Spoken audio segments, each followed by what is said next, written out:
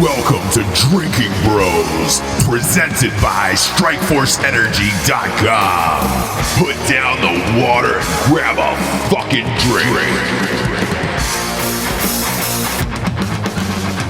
Yeah. Jared's fat ass is in Egypt. Oh, Lord boy. Hot Dog. Shamo shit. What?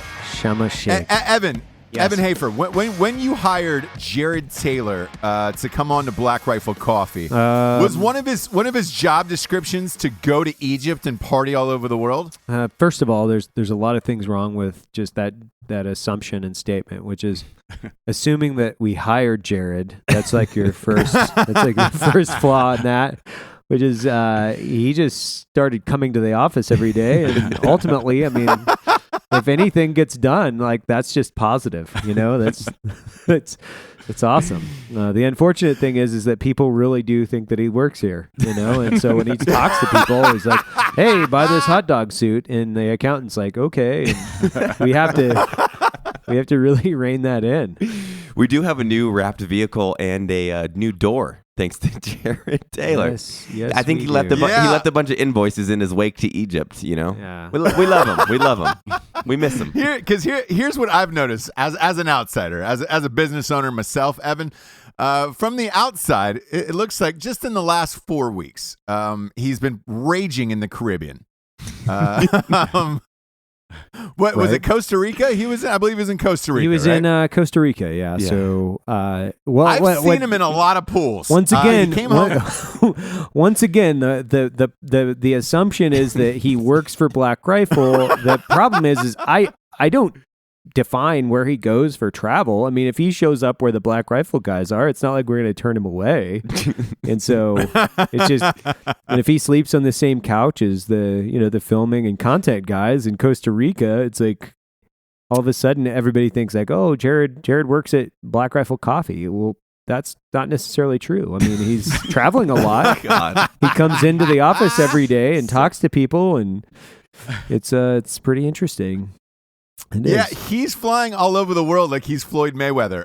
He's in another pool in a resort. He's been going to a lot Egypt. of pools. He's actually quite pale for how many pools he's been in the last 60 days. Oh, well. That's what I was thinking. I told him, I was like, I think you really need to lather yourself up with a sunscreen base. And I think that he just used white paint. I'm not exactly sure. I think he just painted himself.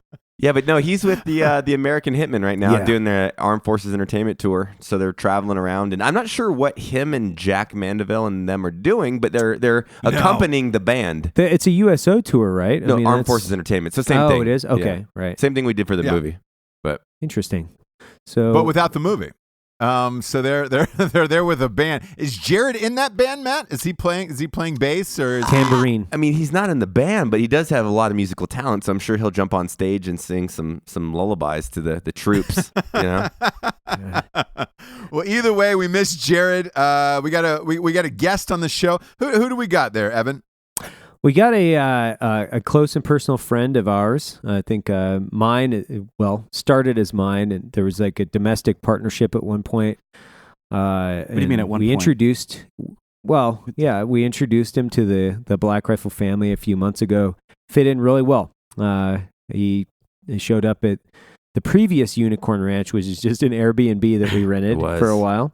Yeah. Wow. And he had a thong on, I believe. Yes. It was an orange thong. It looked like a... You SF guys are so weird. You and your thongs. Yeah, he's also a medical medic, guy, which so makes it way worse. He's a special forces medic. Exponentially stranger. Yeah, it's just... And Tyr. Hello, Tyr. Hello. Hello, Hello, Tyre. Matthew. Yeah, Hello, that's Evan. the pronunciation. Tyre? of that. Hello, Is it Tyre? Tyr. Yeah, is it Tyr or Tyre? It depends on who's saying it. It is Tyr.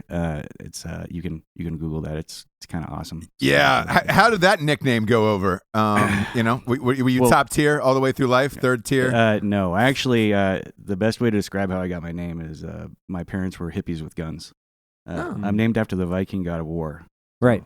Yeah. Oh, there you go. Yeah. Oh, that's a nice thing. Look at that. It's actually kind of how I consider myself, a hippie with a gun. Yeah. Lots of guns. Lots of guns, right. Tyr's right hand. So if you look it up, look up the background of that, it's pretty interesting, actually. Yeah, definitely makes me a lefty. Yeah, definitely makes you. Hey, welcome to the show, Tyr. Thank you. Yeah, this is definitely a third tier show today. Yeah, I appreciate that. That's awesome. But let's we love gargle you some cum. What? Oh, yeah, right, no. That's not a medical welcome thing. to the show, Tier, and we got some sponsors who pay for this whole fucking stink wagon to be on the air. First and foremost, we got StrikeForceEnergy.com. Worked out super early this morning, around 7 this morning, which I don't typically do. Is that super early? Is 10 minutes? Is 10 minutes on a treadmill working out? And is 7 Yeah, a.m. yeah, really yeah. super early? I Well, heard it was an here's the Olympic thing. Super early at 11 a.m. this morning, and 7 rise and a.m. shine. isn't. Prancer sizing 7 down Carolina 7 Beach. a.m. isn't early for me. It's not early for me at all. Right. What is early though is to work out that early. I do not enjoy working out Period. that early in the morning. You should have texted me. I was at the gym at 7. We could have compared gym mixtapes. Ooh. I know. And Strike Force Energy. You know. Exactly. So I took some Strike Force because I hate dude. I absolutely hate working out in the morning. I'm a late night guy. If I had my druthers, I would work out at midnight every night. Really? My wife thinks I'm fucking crazy. Yeah, totally. I like to suck the gym's dick in the morning. It gets me ready for the day. Yeah. I don't, man. I feel too zapped like the rest of the day. But it was a good thing that I've piled up on this Strike Force. Because now, look, the workout's over for the day, and that's a nice thing. But I feel a little zapped, so I Strike Force up. You should too. Go to StrikeForceEnergy.com. Fight the zap. Kick the can, kids. You don't need it. Throw the can out the window. It's the tastiest, tiniest little tin pouch of energy. It goes in every single liquid available. Waters, beers, liqueurs. You name it, it goes in there. Go to StrikeForceEnergy.com. Type in the promo code Drinkin' Bros. You get 20% off. They ship everywhere in the entire world. And they've got a subscription of the month club, which will get your dick real hard. Next up, we got ReadyMan.com. Evan Hafer, why don't you tell us about it? ReadyMan.com, and I believe Tier is a content contributor over there at ReadyMan. That's correct. That is correct. Yeah. So the kind of stuff that Well, they get Tier- into is it's pretty incredible. You could basically Tier, say, why don't you Yeah. describe it? Yeah, what do you got? Ready Man, if you are looking to be a man or just improve the quality of your manhood, Ready Man is the place to go. Yeah. They can teach you just about anything. And they really bring medicine. the PTSD out of the employees at Black Rifle because They we were do. in the middle of a meeting yesterday and all of a sudden we hear a huge drop and screaming and they were running through a fucking hostage scenario behind us. So all of us pretty much draw our guns out. We're like, oh, it's replaying a ready, home man, invasion. having fun back there. Yeah, nice live feed last night, reenacting a home invasion that happened out here with Jay. Yeah. Really? Yeah. No shit. Yeah, real That's thing. fucking awesome. Well, it's not awesome Yeah. that someone stole a car and then drove it over his lawn and tried to invade his home. But, Wait, are you? Is this real? yes. Yeah. Yeah. Yeah. Apparently he Holy had a whole shit. bunch of strike force and he just ramped up there. I don't know if that was Strike Force. I think that was a different Heroin? form. I think it was heroin. and a different vice. Yeah. You know? Yeah, when in Rome. yeah. When in Rome. And you can use Drinking or Drinking Bros and take 20% off any purchase over there at Ready Man. So Yes, a you couple little can. things over there. Love you, Jeff Kirkham. Yeah, huge fan of ReadyMan.com. Type in the promo code Drinking Bros or Drinking Bros and 20% off. Next up, we got GhostBed.com. Boy, fan fave of the show. We all sleep on them. If that's not the best goddamn night's sleep you'll ever have in your entire life, I don't know what is. To be honest, with My you. bed frame actually got delivered finally yesterday. I put it together last night, and the ghost bed feels amazing on it. I prefer the ghost bed on a bed frame than on the ground. It was really nice. Yeah. It was Did really you get a nice. box spring yet? Did you get a box spring yet? I didn't because the bed that I got kind of has one built into it. So I'm ghosting, bro. You know? Yeah, dude. Ghost ride the bed. Anyways, I got a huge announcement about Ghost Bed, by the way. Last now this is great, and we're gonna do it on the next show. Because it'll be a whole thing. But as you remember, GhostBed.com, as we were promoting for the last month, was doing 5 free beds giveaways and 5 free pillow giveaways to military, active, or veteran. Dude, they gave us the names, they sent them over, and we're going to announce them live on the show. And I'm curious to sweet. Yes. So on the next show, we're going to announce them. Some of them I do recognize from our Drinking Bros subgroup on Facebook. The others, I'd be curious to see if they're real fans. Like, Ghost Bed just pulls a massive PR. They're like, Evan Hafer, Matt Best, Jared Best, like fucking Oprah Winfrey. Best for everybody. Like, we're all the 5 winners. Yeah, where it's like, oh yeah. No, sorry, you have to be a veteran to be a winner. Look under your seat. There's a mattress. I'm stoked. And then on the next show, stay tuned because they've also. Man, I don't want to spoil this, but they've given away an extra bed to someone. Oh shit! Yes, who will this should inspire you and push you to achieve bigger and greater things. And on the next show, we will get to that, and it's actually really fucking rad. So go to ghostbed.com, type in the promo code Drinking Bros. Go to ghostbed.com/Drinking Bros as well. You get $50 off. They've also got 3 free pillows, which the pillows are the fucking jam, that they're giving away with the beds. And they've also got payment plans. But we're huge ghostbed.com fans. Go there. That's the greatest night's sleep you will ever have. Last but not least, Evan Hafer. We've got Black Rifle Coffee. Do you know anything about it? I know a few things about Black Rifle Coffee. We started Black Rifle Coffee 2 months ago. As of today, we have 87 employees. We've got over a 65% veteran hire rate. We continue to hire more and more veterans every day out here. We roast and deliver some of the finest coffee in the United States. The other cool thing that we got going on is we are going to be one of 7 SCAA certified training campuses in the United States by the end of the summer. So we've got a former SF guy, Edwin, out here, who's our coffee roaster, who's the chief of coffee, and he is going to become a master coffee. I don't know what you'd say, but it's like a Q. It's a Q level certification, which is a big deal in the United States. So as we say, don't buy that rebagged crap. Buy it from the experts out here at Black Rifle Coffee and use Drinking or Drinking Bros and take 20% off. Boom. Yes, big fan. We've all got a subscription too. Every time Caffeinated as Fuck shows up at my doorstep once a month, I'm glad I have a subscription. I don't have to go to the fucking store anymore. I have a subscription too. I just go and steal it from the fulfillment center. I'm pretty sure it's illegal. Yeah, you do. Yeah, you do. You leave a note. Actually, you know leave what? a handwritten note. I no shit buy my own coffee, and I only give myself a 10% discount. No shit. You should. There's something fulfilling about that. Well, here's the thing. As a business owner, you can't just be giving shit away for free all the goddamn time. And a lot of people think that, where it's just like, oh, you run an awesome company. I can have all your shit for free. It's like, no, motherfucker, I wouldn't have a business. I would not have a business if I'm giving all my friends free unless shit. Unless you're in the blowjob business, because you can't really run out of that. You can't. You know, your hole just doesn't disappear. The hole doesn't. I mean, you might have to get some strike force in there to lubricate the mouth. Time is but money. overall, it's a beautiful thing about prostitution. You know what I mean? Yeah, the hole never goes away. Well, maybe like 80 years. It's been worn out enough. You know, it's the been hole never closes. I think you just get into like more of a specialty market. At that dug point. out like a California water well, just dry as fuck. Just dry. Yeah. Warped avocado. What avocado? A warped avocado. Oh, warped avocado? Yeah, like it grew around a branch or something. You know, just hanging, just low hanging fruit. Just low hanging fruit. Oh God. Hey, Evan. Not to put you on the spot here. I want to start off the top of this show with Brand Index. I don't know how much you follow that, but this was one of the top stories last night.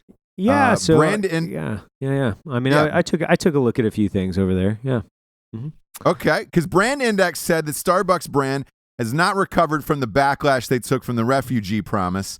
Dunkin' Donuts is up. I'm assuming Black Rifle is up as well. And they said, by the way, this is not recovering anytime soon. People are not forgetting this. I don't know how much you want to dig into this, but I thought it was a really interesting story, and their stock is down. Yeah, I mean, it was trending down anyway, so we have to look at, the last, I guess, year of the stock, and ultimately it's not down. If we look at the last year, it looks like it's just kind of following a common trend line. It took a little bit of a hit right around the first part of last month when they came out with that statement, and I think really anytime that you take a political stance, especially with a company that's that big, they have a 20 plus billion annual internationally.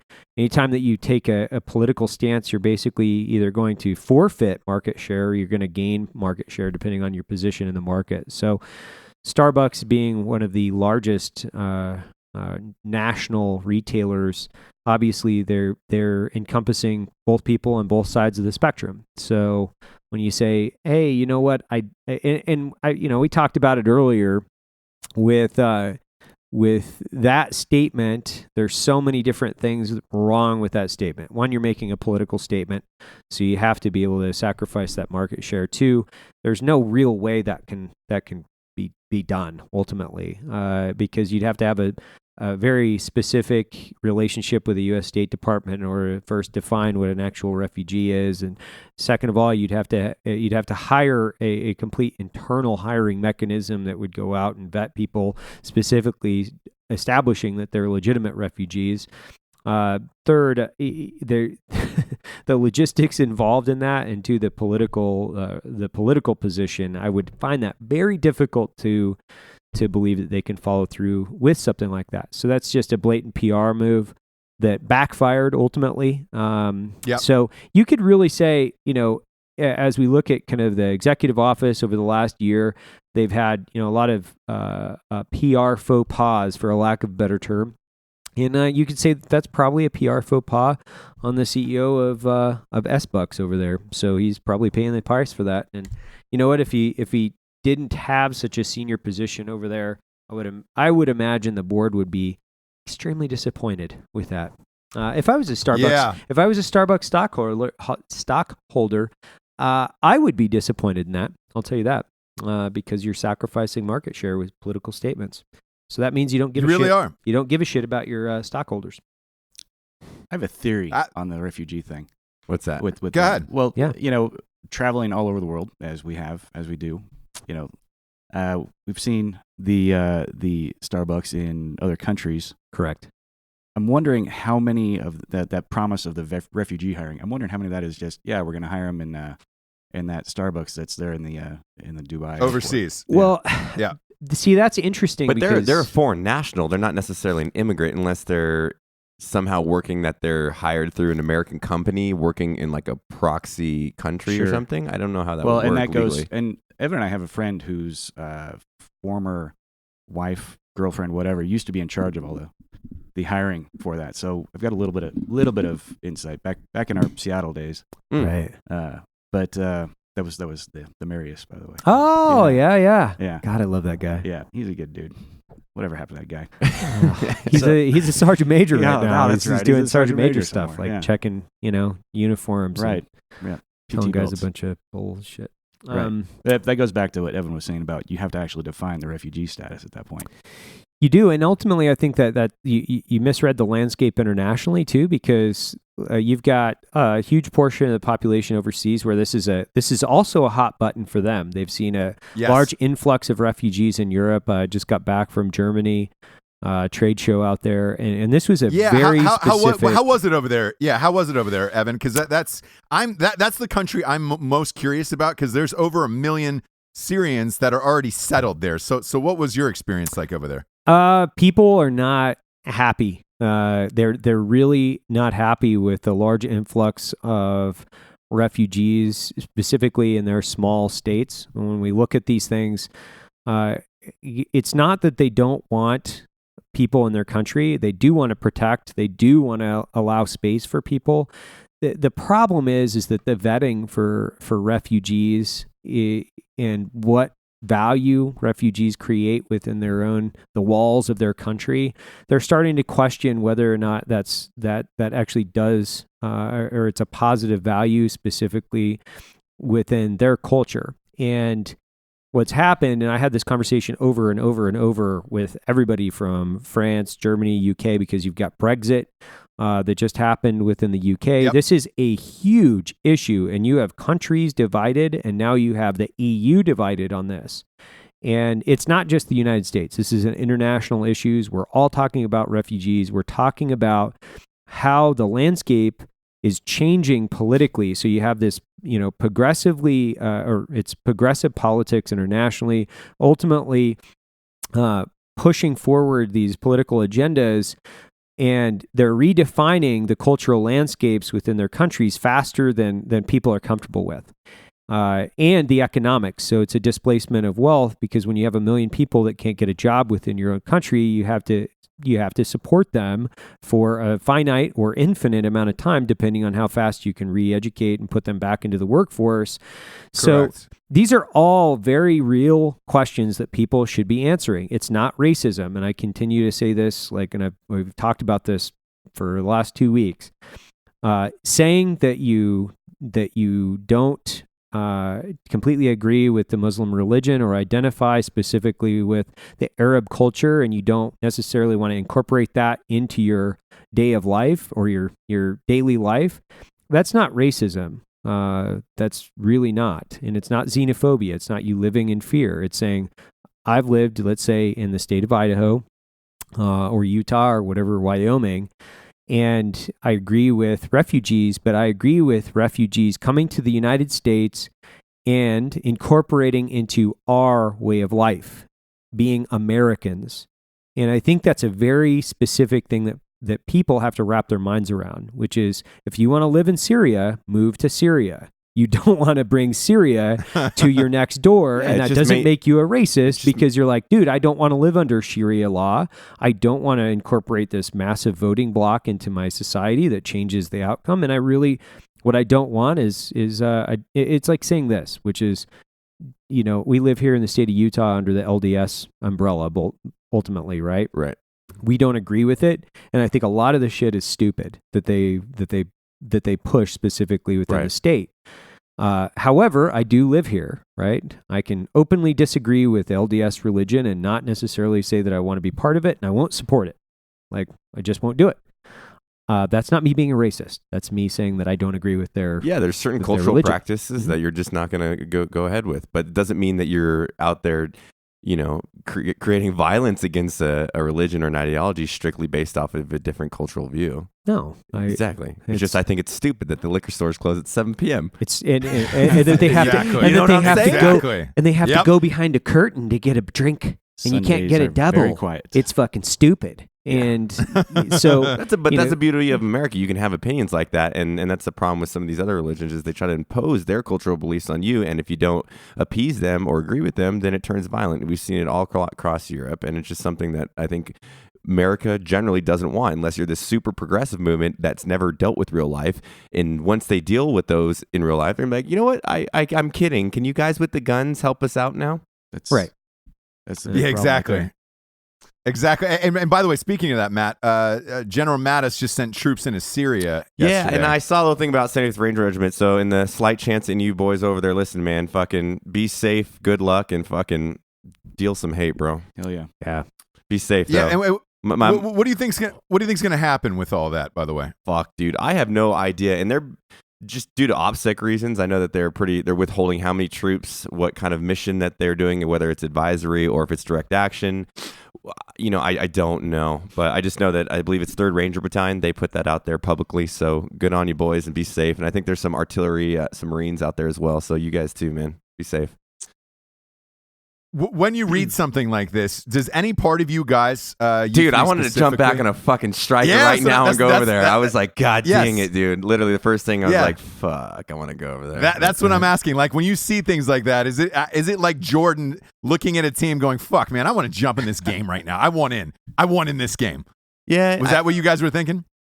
A little bit, but I think that my life has changed course where I can have a little more purpose. And to be honest, I'm getting fucking old, and these young 24-year-old, 23-year-old studs are going to fucking be probably better than I am at their jobs. So good on them. I mean, if fucking World War III kicks off and I got to fucking fight the Islamic Front like on a national level, let's go, bro. I got plenty of guns. I'll fucking gladly grab a ruck and start blowing fucking heads off. I just heard a 30-year-old man say, I'm getting old. I'm 30. I could still join, right? You're yeah, 30. I still got You're till 30. 36. So, but you're a young 30. Yeah, you're a young 30, and because you're still you still work. You're jacked as fuck. You're still worked out every day. Like, you're in good shape. Could you do it right now and go back and fucking just beat ass? Yes, easily. Mm-hmm. But whether or not I like, I mean, That's not taking away. I mean, the 24-year-olds would probably run fucking circles around me, but I'll outshoot them. I'll give them that. Yeah. They can carry. They can carry the Gustav and the fucking stretchers. I'll carry. They can carry all the weight. They'll carry the weight. I'll carry the rifle, and I'll be the fucking squad leader. So. I've gotten really good at Merc chat and holding a coffee cup. Yeah. Yeah. What about you, Tier? What do you think? You think you could get back in there? He's still in. I'm still part time, man. I'm a weekend warrior, which in the, no shit. Yeah, in the soft world that doesn't really translate into the whole 1 week a month, 2 weeks a year thing. I think I did 4 months active last year. Can I call you your Smajesty? Yeah, you can do that. Yes. Or his Smajerston. Smajerston? Yeah.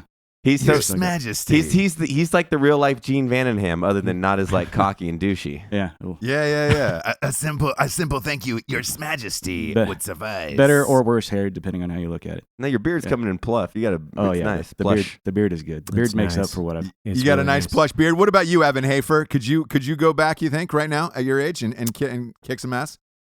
I don't know, man. I mean, I'm 40. I'm super happy with where I'm at right now, as far as like where my life trajectory is taking me, as far as the business is concerned. I don't think my head would be in it, to be honest with you. And that's kind of the psychology of that environment is excruciatingly important.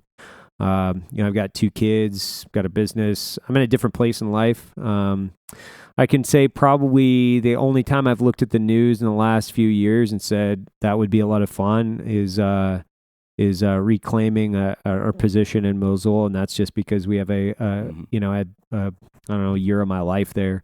So, but Syria, I think I'm definitely more inclined to think about the geopolitical situation, to think about whether or not putting American lives at risk in Syria is a good thing. Agreed. And I'm all about fucking going out and putting the fucking boots to people that need it. At the same time, I really wish the United Arabian culture would clean their shit up. And I know that we've had a huge part in destabilizing the entire region, but we're carrying a huge load as far as no gay weird pun intended. But the pun or the analogy for me would be like that area is a butthole. And we come in trying to be the toilet paper, but it's fucking MRE toilet paper, and our fingers keep getting real fucking shitty. And it's like, at what point do we stop wiping? Yeah. That I don't know. I'm not intelligent enough, but.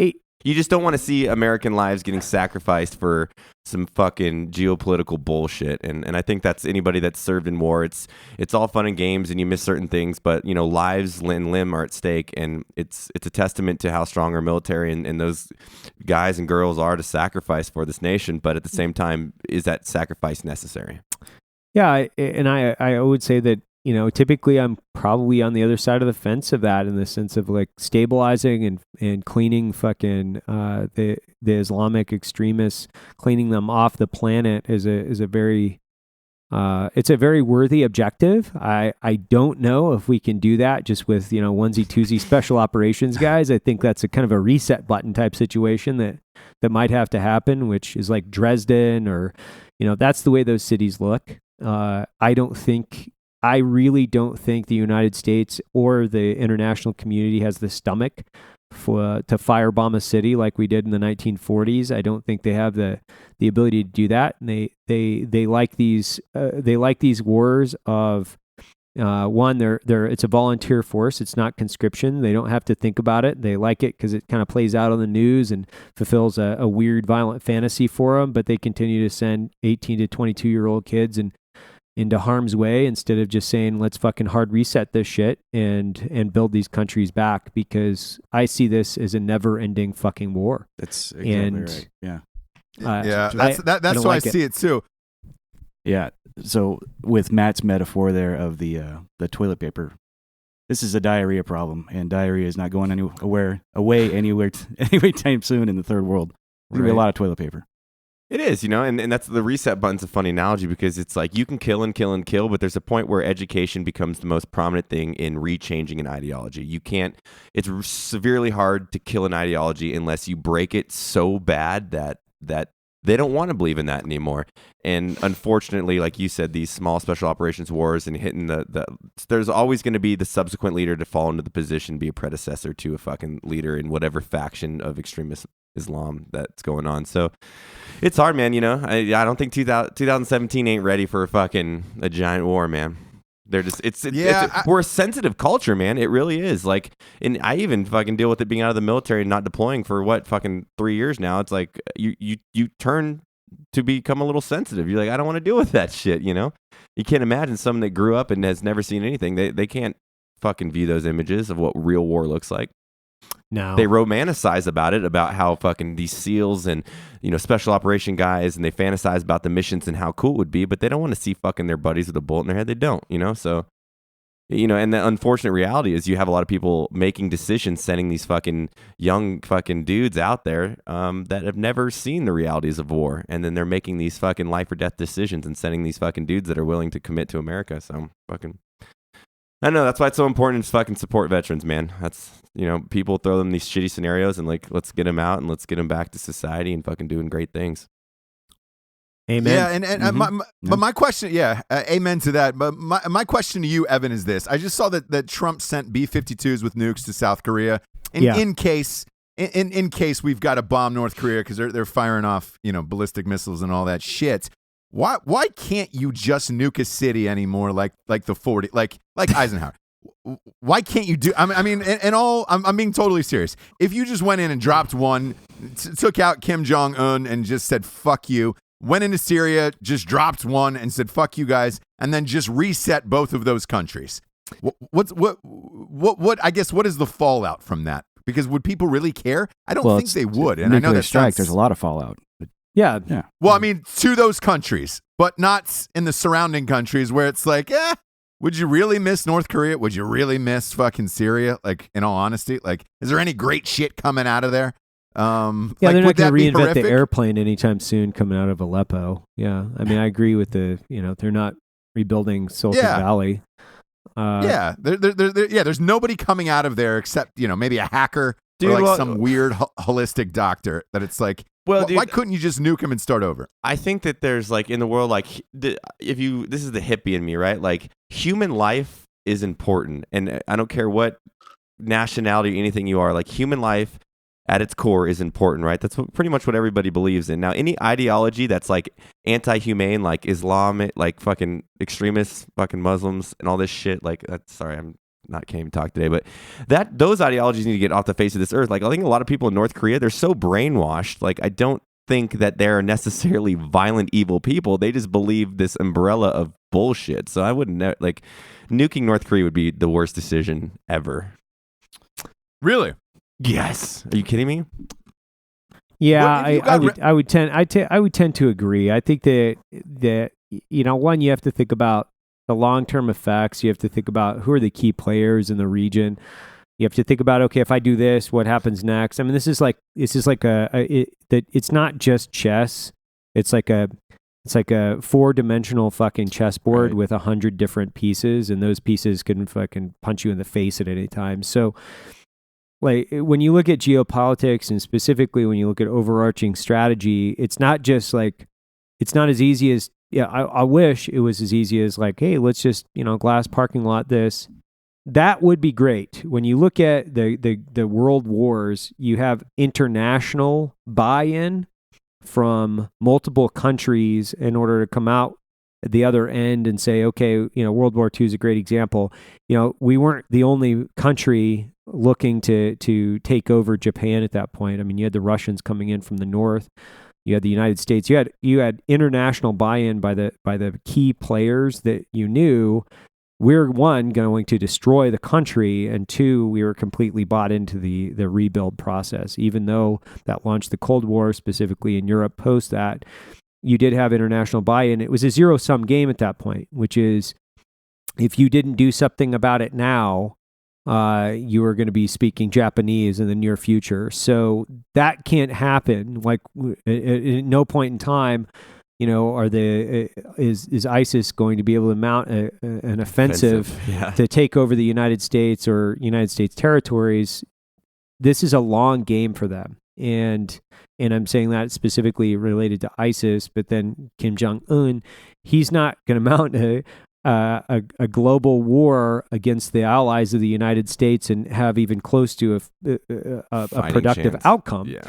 So he's locked. He's landlocked in. There's not much he can do. So if he pushes a button on something, okay, now we have international buy-in and we can fucking completely dismantle that country. If we preemptively go in, now we become the bad guys. It's kind of like me going, I'm going to punch that dude in the face before he fucking punches me, right? Right. Let's just wait. Let's just wait. You also deal with the whole outside. second, third order effects there. I mean, China. you can nuke the shit out of the place, but somebody at some point is going to step up and be in charge. And if you do a surgical strike just for regime change, you're leaving that power vacuum. Who steps up? I think we've had some hard lessons learned in the last decade and a half about regime change and the power vacuum that follows. I think it's worked out great. Hashtag Arab Spring. Hashtag Iraq is going nowhere. Yeah. God. McTodd made a name for himself. Me personally, like I look at it like, what's the solution then? What do you think is going to happen with North Korea and Syria specifically? Wait. I think North Korea is going to be the same thing, right? Like North Korea is going to look at my missile and be like, look at my B-52s, and hopefully we all fucking just stare at each other across the border and go about our lives, you know? Yep. Yeah. Syria, who fucking knows, man? That is super, super complicated. The problem is you got Russia involved in that, and really, like, when you look at the big bear, that's really the rest of this shit is kind of a sideshow. I hate to fucking say it like that, but you know, the big bear and the big red states, you know, they've been refueling, refitting, and watching for the last decade and a half, and when we really look at, like, I think the big points in this, Islamic extremism is never going to mount an international global offensive that will gain any traction with any civilized society around the world. That's never going to happen. However, socialism is alive and well. And so when you've been, you know, concentrating on, specifically our manpower, our resources on these sideshows, we kind of took our eye off the ball. And you've got big, powerful, very powerful states that are moving a lot of economic clout internationally, and they have a completely contradictory ideology than are literally the foundation of our country. So we really can't get too bogged down into these little fucking states like Kim Jong-un and fucking, you know, Mohammed so-and-so in shitpot little state here. It's really a much bigger game that's at stake, and people have to keep that into context, I think. All right. Well, my opinion is just drop bombs. I'm going to start over. But that's me. You know what I'm saying? Like, I'm different. So you're more of like like a catch me outside guy. Like you're like Kim Jong-un, catch me outside. You're going to drop bombs, fisticuffs, you know? Well, here's the thing. Through you guys and working with you guys for the last few years, like, you know, I've got to meet so many amazing veterans, and it's like, man, I just don't want to see anybody else get hurt or fucked up like any of our guys. So it's like, can't we just drop one and just kind of nuke them out? Like, let's just let them deal with it. Like, you know, another country. Like, and I think North and South Korea would eventually join. It'd be one Korea, kind of like, you know, that would be East cool and if West it's like, Germany. If it was called One Korea.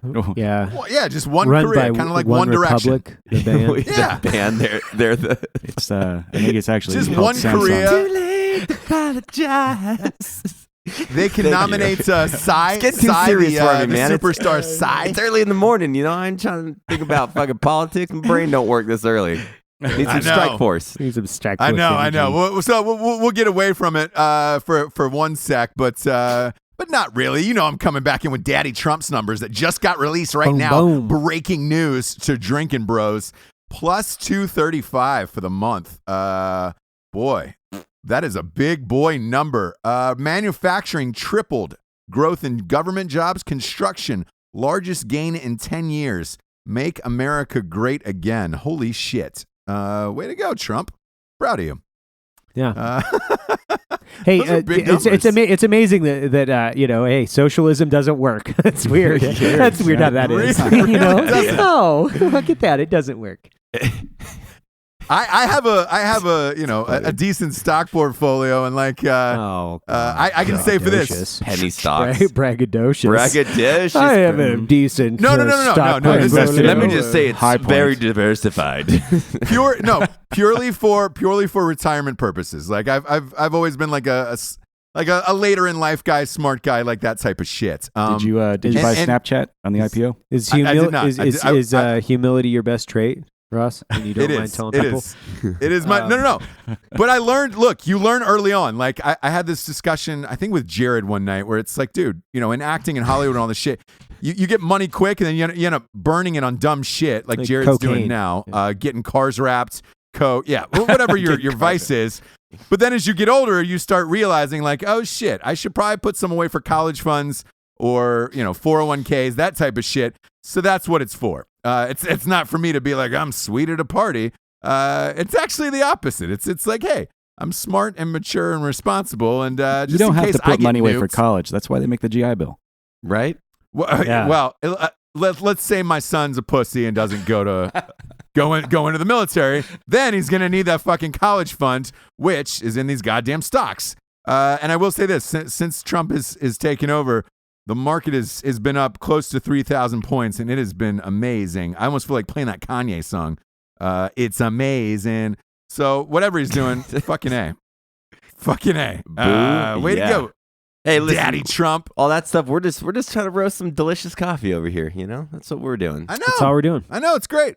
I wish I could buy stock in Black Rifle. You guys are fucking through the roof. When do you think that IPO will happen? I don't think Evan? we fucked through the roof, but I have talked to a few people about that thing, and they were like, "Oh, you guys have a lot more.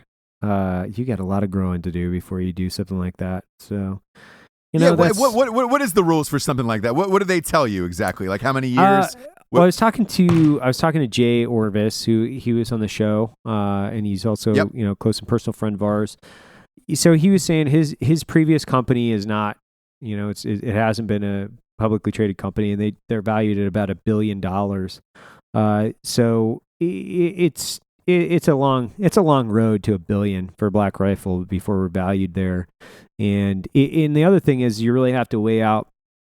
You have to weigh out the benefits and the negatives to taking a company public. There's a lot of federal oversight, so it can actually slow the growth of the company. Just literally formatting it, so you preparing it to go public.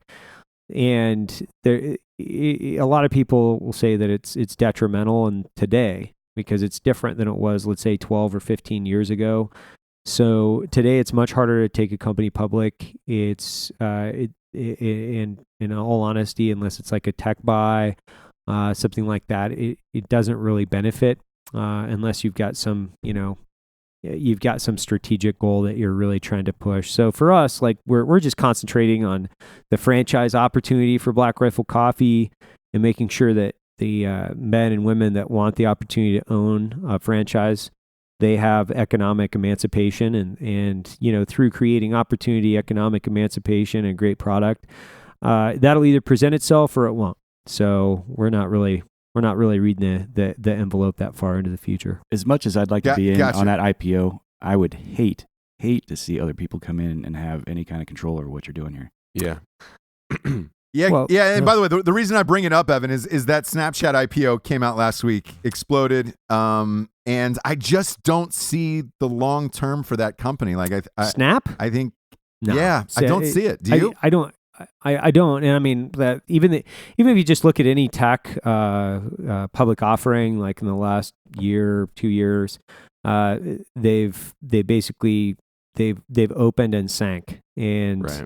there really hasn't been since Google, Alibaba, possibly, probably. right? Alibaba was a Google, good- Alibaba would have been a good one, but they have something, right, they have something that a lot of people don't have, meaning they're making business possible. Right. Snap, in my opinion, I don't know if it has the legs of something like Facebook. I really don't, because I don't know if you can. But I mean, I don't Facebook either. bought Instagram, and they're already integrating the systems with stories Right. and things that kind of mirror the what you're doing, the interface of Snapchat. So I mean, I don't see the longevity in that, but you never know. It's great for saying nudes, the kids say. I will say this: you never know. Yeah, people You said never the know. same thing about Facebook when they did their IPO. True. And I came in off a run and bought, I don't know, 10 shares because that's what I had Yeah. money for, and that's how I paid for my move to the East Coast, was selling my Facebook stock. So Oh, look at you. Yeah. Right. Yeah, Well, you- see that? are Save you your and- money, kids. You and Mark Zuckerberg Save your money. friends?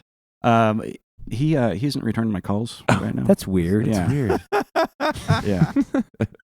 I Did you call him and say, I think "Hey, it's different. I really do. I think the tech offerings specifically related to like snaps or anything social media based, right?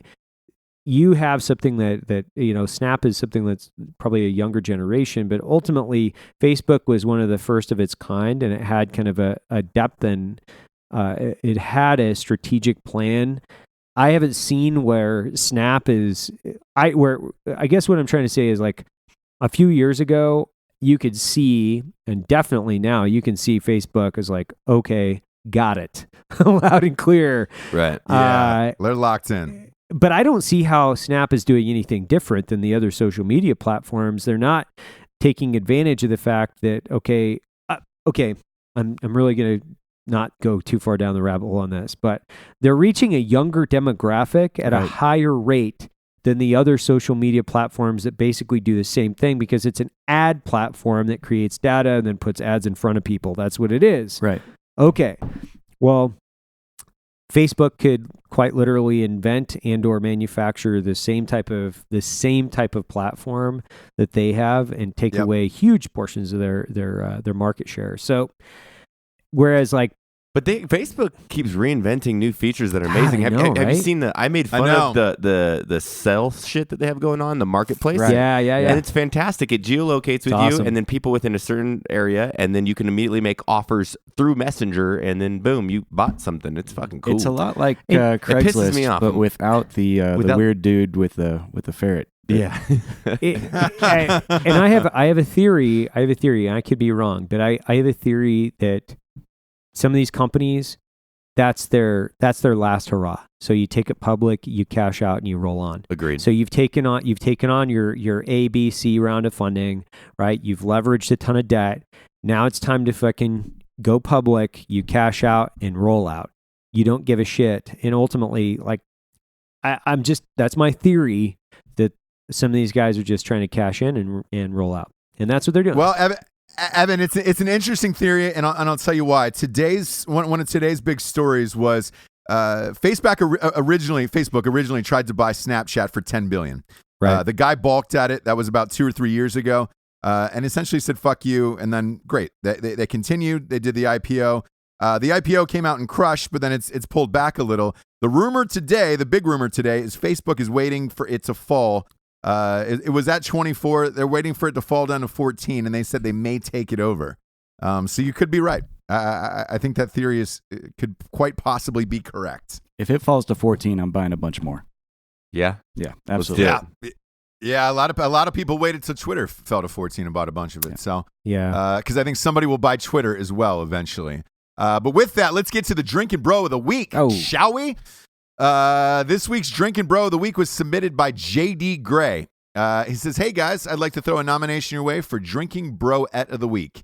My grandmother, Ruthless Shambaugh, is going to be taken off of life support tomorrow night.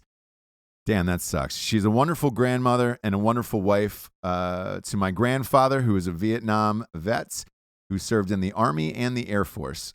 She's the strongest woman I know, and I love her to death. I'm flying from D.C. to Reno tomorrow to say my goodbyes. Thank you, boys, and thanks for all you do for everybody in the Drinking Bro community. This would mean a lot to me. Cheers, JD Gray. Yeah, cheers. Sorry to hear Cheers. about your grandmother. Cheers. But thanks for submitting. And I like the nickname, Ruthless. To Ruthless Shambaugh. We love you. Absolutely. Life well lived. This fucking flew by today. This was awesome. Thanks for Tier. Thanks for stopping by. You were a top tier guest today. You were a top tier guest today. Top tier. Top tier. We went from third tier to top tier. You would say started from the bottom. Now you're here. I might Now be you're here. Yeah. I was at the bottom. Started from the bottom. Now you're tier. There it is. Damn yes. There it is. You. Yes. Funny fucker. Hashtag trademark. for Mr. Tier, Mr. Best, Mr. Hafer, and Mr. Patterson. We are the Drinking Bros, and we are out of here. Good night, everyone.